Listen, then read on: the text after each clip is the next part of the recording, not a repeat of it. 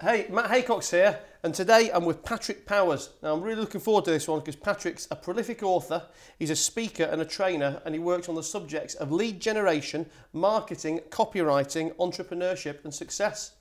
Welcome to the house, Patrick. Thanks, Matt. Really excited to be here. No, thanks for coming. So listen, obviously I've given a very brief introduction, but can you give us a little more about your history and your story? Absolutely. I am from Denmark, hence my weird accent. I started my first business at 21 because I hated being a landscape gardener. Went bankrupt within a year and realized that I wasn't as smart as I thought I was, and started to study what went wrong. Figured out that business is all about marketing and sales. So started to study that like crazy. And finally found out that, wow, this is so fascinating, this subject of marketing and sales. So I was just studying it all the time. So I thought, why not turn it into a business? And that's pretty much what I did. And what was that business that you turned it into back then? Well, the first business I failed with was actually as a holistic practitioner. So it was all about health. But then, I moved forward with the marketing and sales training, and did lots of home-based businesses in the network marketing field. One of my biggest problems, and I would say is the biggest reason why I failed so many times, is because, one, I didn't have any confidence. I was unbelievably shy and just afraid of other people, basically. I grew up in a very, very secluded area of Denmark where there was almost no people, and I never learned any social skills. So that was a big challenge for me. But I kept on pushing forward and grew myself and became more and more confident. And then it was in 2002, I reached a level in my life where I was just like, I was so miserable. I was a temp agent moving furniture, and it was just like, I couldn't stand it anymore. I said, this has to change, and it has to change now. And I'm willing to do whatever it takes, right? So stop buying my own excuses about why I couldn't do something and why I wasn't good enough. I was just gonna go out there and take action, and I did. And my life literally changed like that. It was unbelievable. Found a new network marketing company. Within weeks, it was flying. It was literally flying. And then within 9 months, I think it was financially free. And that was it. So that was in 2003. And what, at that point, what did you do? Did you want to carry on with the network marketing at the point of being financially free, or did you kind of give up and move on? Well, I carried on for a while. It was an amazing life to go from a temp agent and also taxi driver to suddenly I was traveling the world. I was living in beautiful places like St. Lucia in the Caribbean. I had a beautiful girlfriend in New York. It was just amazing. So, but weirdly enough, I got tired of that.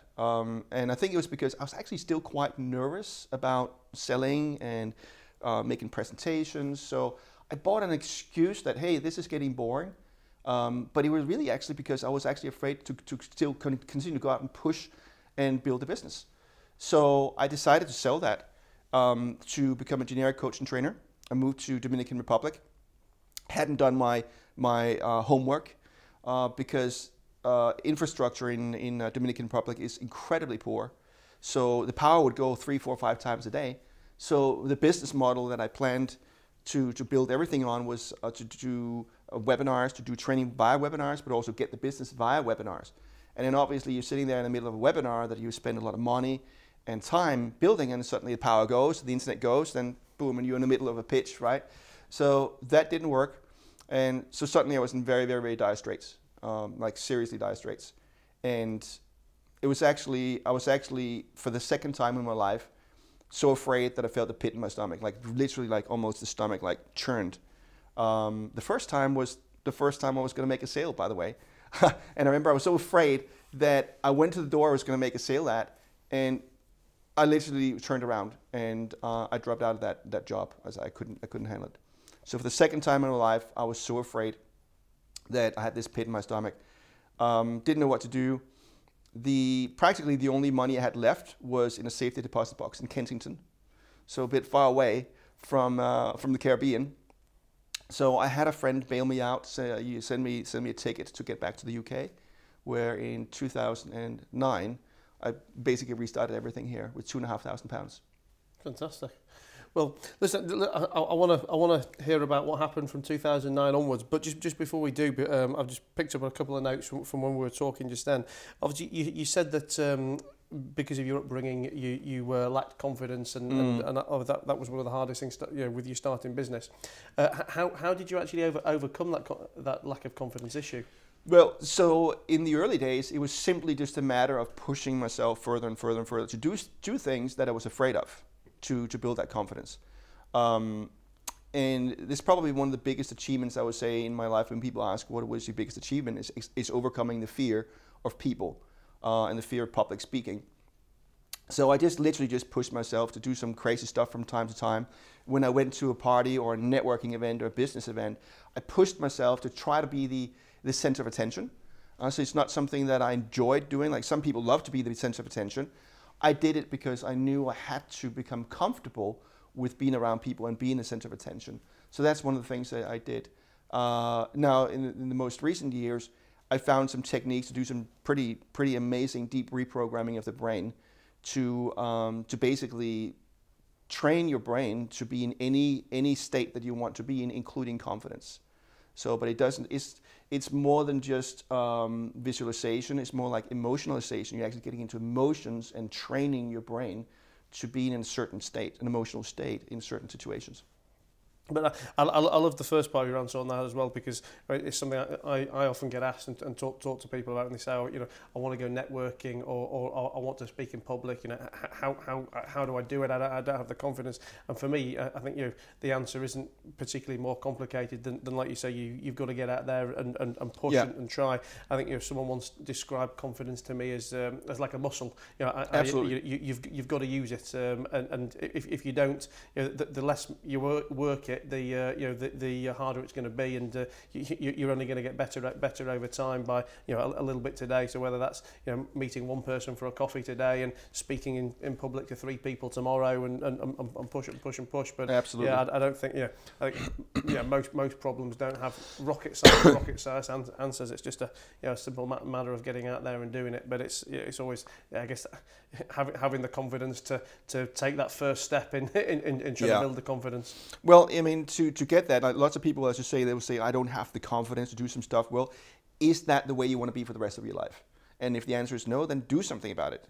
Just don't sit there. You got to do something to change your life. A lot of people tend to believe that the way that we are is that's the way that we are. That we're either confident or not confident, and that's just complete false.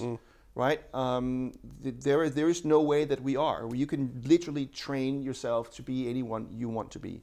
So yeah, go out there and push yourself to be in situations that are incredibly uncomfortable. I did some crazy stuff. I mean, one of the things I did, which now I was seeing myself as like, wow, this was actually fun, but back then it was really scary. I saw it one day in a shop. I saw this dragon, like a puppet dragon. Like one of you can stick your hands up in, and it was really cute. And I thought, this is a really, really cute dragon. And I think I'm going to use this to become more confident. And I was carrying this dragon around with me and actually bringing it to nightclubs and kind of using it to engage with people and do crazy stuff, and dancing with this dragon, and it's like just do crazy, crazy things to push myself out of my comfort zone, and allow myself to be viewed as crazy, right? Because I think that's very, very important that you're okay with people think that you're crazy or that you're silly. Because I don't think you can become successful in business unless other people, there's going to be a time where people think you're crazy. And it's so important to be comfortable with that other people is not going to like you, they're not necessarily going to buy your message, they're going to think you're crazy or whatever it is. And you have to become comfortable with that idea. And tell me, talk about network marketing now. I mean, network marketing is never a business model or a field that I've been involved with. But I guess I've seen it from the outside, and I'm a huge, I guess, fan of networking. Or I talk a lot on my podcast or on my social media about networking, and I believe it's, well, I don't believe it's 100% fact that probably 90% of my success has been down to networking. Whether that's networking to get investors or to get contacts or to get sales. But one of my let's say layman's views of network marketing is that it kind of a lot of the guys cross the line of confidence and just move into harassment, if you like. Absolutely. I mean, how do you view that? So I mean, is it something that gets taught to the people in network marketing, or is it just am I completely overgeneralizing there? No, it's not being taught. The problem with network marketing is that because it's a system that like can multiplies on itself, and sometimes if it goes really fast and it grows really fast, there's actually no time to train people properly that is coming in at the bottom. Like if they just had the time to be trained properly, then there wouldn't be a problem. But so really the problem is lack of training. So there's tons and tons of amateurs in network marketing, and they're just going out there and doing it the wrong way. And they think that excitement and just sharing their excitement is going to bowl over people and get them on board. And in fact, they're doing exactly the opposite, is pushing people away. So lots of people are behaving in ways in the industry that is incredibly amateurish, unfortunately. But for me, it's one of the best industries still, because there are some unbelievable people that come through it. Like once you actually push through that and go to the leadership levels a little bit higher up, and you immerse yourself. If you get a mentor, one of the biggest benefits is that you have free mentorship, right? That's one of the things I love about it, because mentorship and coaching in business is everything. It's been everything for me. These days, when I started out, there was no internet, there was no YouTube.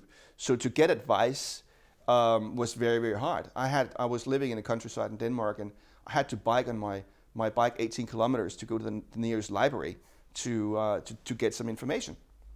These days, people, they just click on YouTube and it's there. But I think they take it for granted. And another thing is that they think that, oh, I got some tips out of a YouTube video or some free training. Now I know what I'm, I know now what I'm I'm expert. Yeah. Exactly. And that, it's just ridiculous to think that way, because if it was that easy, then everybody would be successful, right? So you've got to go much, much, much deeper. So finding a mentor is so powerful, and that's one of the things I love about network marketing. Have you got any mentors now? I don't have any. I would say like one mentor. I'm part of a mastermind, which is very, very powerful. Yep. And that's kind of, they're not like one mentor, but it's a group sharing ideas, and it's very, very powerful. But I've had many mentors throughout my life, many coaches that has literally changed my life. And what would you say the best decision you've ever made is? The best decision was to overcome my fear, to say that this is not who I am going to end up being.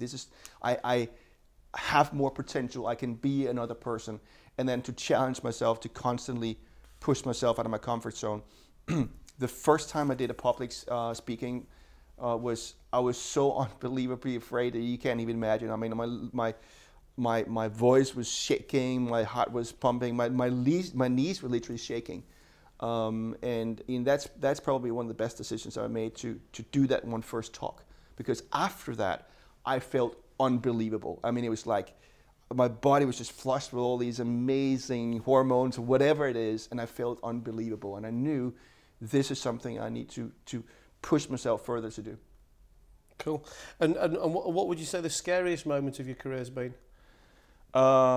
Scariest moment, well, or maybe that leads us in to talk about from 2009 onwards. If when I guess you were coming back to England with sure, with no money and a bailed out well, a couple of things, like my first bankruptcy, and I didn't really know who to turn to, and I was just like, I was so desperate, like, what's happening now, what's going to happen with me.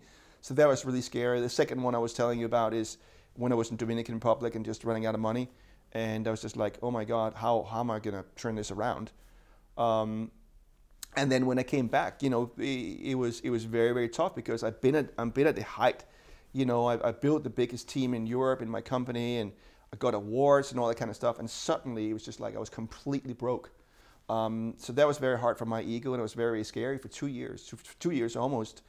I lived with a constant fear of being on the street, because I was constantly behind rent. So that was super scary.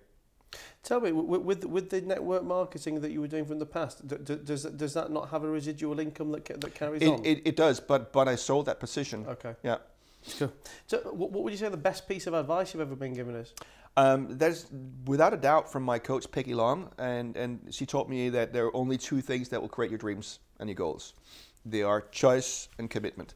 So everything that you are today is based on all the choices you've made throughout your life, and everything you will become will be based on all the choices that you make. And people in general make incredibly poor choices based on short-term gain and avoidance of pain. Like typically it's avoidance of pain. Like for example, we were talking about losing weight, and I lost 150 pounds, and I've been fat practically my whole life until 4 years ago. And so why did I suddenly lose weight? But because I had enough pain to move me to action. My whole life I've been focused on short-term gain and avoidance of pain, and the avoidance of being hungry for a while, because sometimes you got to be a little bit hungry if you want to lose a lot of weight. So that is so important to understand that dynamic of that make the right choices, not based on short-term avoidance of pain or gain, but on long-term. And then number two is to be committed, to stick to your choices. And that's the big problem with people as well. Did you know that, for example, that 74% of the people that make a New Year's resolution, they've broken it in 4 days? Oh, really? 74%. I thought it'd be higher. 4 days they've broken it there, and they're standing there on New Year's Eve and they're like, I'm going to change my life now. I'm going to lose weight. I'm going to stop smoking. Everything is going to be different. And 4 days, they're back. But I think for me, a big part of the reason behind that as well is if you have to wait until the 31st of December to make a New Year's resolution, then you obviously don't give a shit about it anyway. True. Yeah, absolutely. If you want to change, then you're going to change today or you're going to change tomorrow. Yeah. I think it's just another excuse to procrastinate, isn't it? Like in December, you think, I could do with losing some weight, or I could give up smoking, or whatever it is. And you think, well, I'll do it on the 1st of January. You don't want to do it anyway. So it's I guess it's completely agree. It's no wonder. Yeah. So a couple of things I wanted to talk to you about quite specifically today as well. When I was preparing for today's interview, I was working through your website, and obviously you're a master of copywriting and a master of sales funnels, and I'm a follower of Russell Brunson, and I'm a big fan of his sales funnels and ClickFunnels, his product. But I think probably the term sales funnels, whilst it applies to both online and offline, and the theory's probably been around forever, it's a word that's probably not even really found itself into the business dictionary yet. Can you give us a bit of an idiot's guide to sales funnels? Sure, and why they're so important. Yes. Imagine you walk into a bar and you see a really nice lady, and you walk up to her, say, hey, you look really nice, do you want to get married? You've put this into my terms now. Okay. I can follow this. So is asking her, do you want to get married, is that the wrong question? Is that the wrong question? Yeah? Yes. No. Oh. It's the wrong timing. It's the wrong timing, right? There is no relationship, there is no trust, right? And that's more or less what most people, most businesses do. They basically try to get attention and then sell right away. But there is no trust in relationships, so people have a resistance towards that.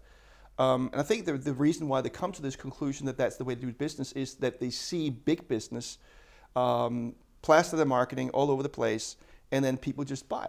But that only happens after you build trust. So really the essence of why you need a sales funnel as well is that it's a way to gradually build that trust that it takes for people to buy something from you. And then to buy something small to begin with, and then something bigger and bigger and bigger and bigger. And would you say sales funnel is just another word for sales process, or is there actually more to it than that? No, there's much more to it. And it really is about creating that trust that you are the choice to buy from, and to get attention with either something really, really cheaply or something free, right? So there is a very, very small barrier, very small fear to taking the offer from you, right? And then you hopefully over deliver, so you create some trust, and then sell them something a little bit more expensive and a little bit more and more and more and more, all the way up the funnel.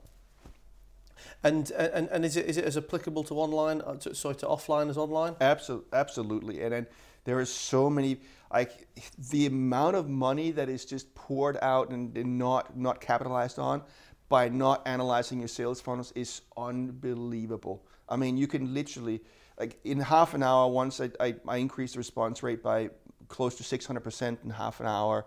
And that was just by one of the steps in a sales funnel. But there's so many things you can do. And one of the areas I see now is becoming more and more and more important is in the loyalty, that you create the loyalty and keep on selling to people for a long time. And this is becoming so much more important these days, because it's becoming incredibly more expensive to get the clients. So because of that, it's more becoming more important to keep them for longer and selling more to them. And I guess that actually getting the client in the first place leads me on to the second thing I wanted to talk to you about, which was copywriting. So Yep. I was just talking off camera earlier about how when I was looking at some of your copywriting letters, Sure. it was taking me back 25 years to when Yep. I was 12, 13, 14. I think the magazine back then was called, we had a UK magazine called Exchange and Mart. Do any of you guys remember that? And this magazine, I can't actually remember what else it was. I think it was just people trading things, just buying and selling crap. But they always had a section in there called business opportunities. And I used to sign up to literally every one of them, and I must have been on every single business opportunity mailing list. From that day forwards, I'd be 13 years old and I'd get more post delivered to the house than my parents. But it was just copywriting written letter after copywritten letter of follow this and get thin, follow this, buy this, and make more money. And when I saw some of your copy letters, it literally took me back as if it was yesterday. I mean, is there a very specific format of letter? There is a lot of different ways to start a sales letter, but I mean, of course, there is certain formulas that you follow all the time. First of all, you've got to get attention, right? And why it's so important to understand copywriting is everything in business is literally about understanding how to get people to act, buy, and comply, right? And that's all about understanding what buttons to trigger in people's brains. It's actually really about understanding how does a brain work? How do we trigger action, buying behavior, and get them to comply? So it's all about influence and understanding the science of influence. And so copywriting is really just understanding how to use the words to trigger those actions that you want. And I'll give you one example of how powerful it can be. There was a headline that was "Put more romance into your life." Okay, so put more romance into your life. Now, with just one letter, that response rate for that headline was increased by 300%. Really? And it was by putting the word S at the end of put. So it becomes puts more romance into your life. Now it's implied that something or somebody is doing it for you. And of course we're lazy, so we want something to be done for us. So that just illustrates how powerful it is and how important it is to understand how words impact us as human beings. And that's really what copywriting is all about. But the first step in all marketing is to get attention. But again, the problem is that most companies, they're just about getting attention and then trying to make the sale. And it's just too soon. It's too much, too big an ask too soon. So you've got to gain their trust, and that's what you also do. So get attention. And here's a big error, big error that most small businesses, they do. They see all the big business marketing, and it's all about brand, and it's about exposing your brand, getting your name out there, right? But if a small business do that kind of marketing, they're going to go bankrupt because it takes a long time to create that trust and familiarity by seeing that brand over and over and over again if it's just seeing the brand. So one error I see small businesses do is they basically have the headline at the forefront of their marketing, or what was supposed to be the headline is simply their brand name. And if it's a small business nobody heard about, it doesn't make any difference to see the brand name. So you've got to have some kind of a strong benefit, either a very strong benefit in a headline that's something that I would want, right? Or a shock headline that gets your attention and simply gets you to read the next sentence. One of the best headlines I've ever seen was "Read this or die," right? And I thought this, and it was actually written by one of the best copywriters ever. And it was what was called a magalog, like I think 24-page or a lot of pages sales letter that was created like it was a magazine, small magazine, and it was all about health, some kind of a health solution or books about health or whatever. And obviously, that headline for somebody who's maybe 45, 55, they're interested in health, they're going to respond to something like this: "Read this or die." Right, and that's an example of a shock headline that doesn't necessarily tell you the benefits of what you're trying to sell. Oh, fantastic. Now, actually, talking about sorry. So actually, something else I'd just like to talk about. When we were talking off camera earlier, we were talking about about what our superpowers were. Yeah. And you told me about an app that follows a process and gives out what your superpower is. Obviously, you explained that yours was Complexity Buster. Yeah. And I just like to talk about that a bit more, because again, something I always come across in daily life, with people I talk to in business or just, I guess, in the home life, people are always overwhelmed by problems, or not just by problems, overwhelmed by activity that gets their head in a spin or makes them unable to even start with any one of the tasks, because they've got too much on the plate. Yeah. How do you complexity bust? Okay, so it's basically just trying to boil it down to its core, like whatever project it is or whatever it is you're trying to say. Just boil it down to its very, very core essence. If there was only one thing that you could do today, I heard this incredible, I guess call it exercise, not an exercise, more as a process of actually operating, which is called commander's intent, and which is something that they use in the military when they go out in a campaign or a war or whatever. They have this thing. It's like, if there was only one thing that we could achieve, what would that one thing be? What is the most important thing to achieve in this situation, in this project? And then relentlessly focus on that one thing. So I would encourage people to ask themselves that question: what is if it's a matter of marketing, what is the core message? That's the one thing we want people to get about our product or our service, the one thing.